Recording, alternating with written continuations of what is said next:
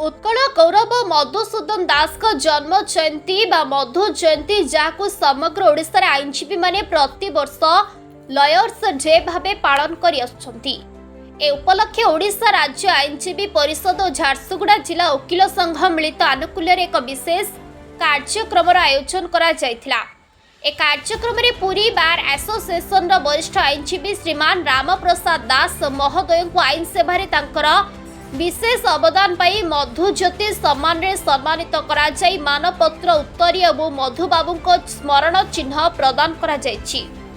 प्रथम थर पाई ओडिशा राज्य आईनजीवी परिषद सर्वसम्मतिक्रमे पुरी बार एसोसिएशन रु श्रीमान राम प्रसाद दास को मनोनीत करिथिबारु एहा आम समस्तक पई गर्व और गौरवर विषय।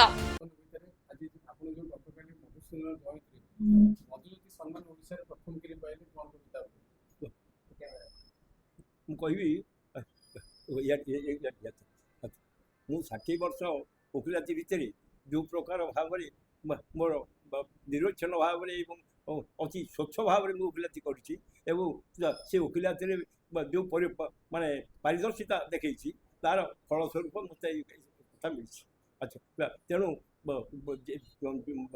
ओडिशार बार काउंसिल जे कि सर्वोच्च नियंता वकिलों सर्वोच्च नियंता संस्था जे कि लाइसेंस दवा ठारू लाइसेंस काटार अधिकार जो मान अच्छे सी जो मत ये दायित्व देती ये सम्मान देती निश्चित भाव में मो प्रति एक सम्मान माने वकिलाती जीवनटा को स्वीकृति देवार ये गोटे प्रमाण।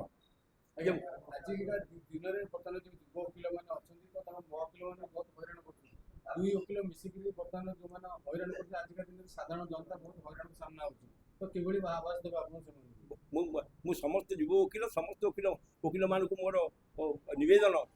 जे से माने जो मधुसूदन जयंती पालन कर मधुसूदन का आदर्श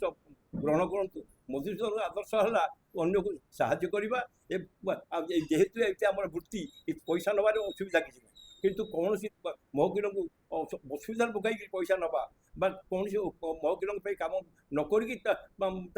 हईराण करवा यहाँ वकिलों कर्तव्य नुहे। मुझे आशा करुँच समस्त वकिल ये निश्चित भाव में मधुबाबू आदर्श को ग्रहण करेंगे और समस्ते ठीक रूपे कार्य करेंगे। 60 वर्ष वकिल जीवन भितर विभिन्न बाधा विघ्न भी सामना करते तो से किसी आप जीवन में किसी गोटे सामना कर सब अधिक कष्ट।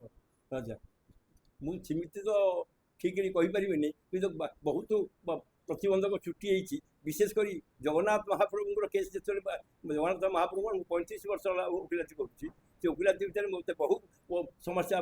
आसी बहुत समस्यार सम्मुखीन होती किंतु से सब सब समस्या भगवान मत उद्धार कर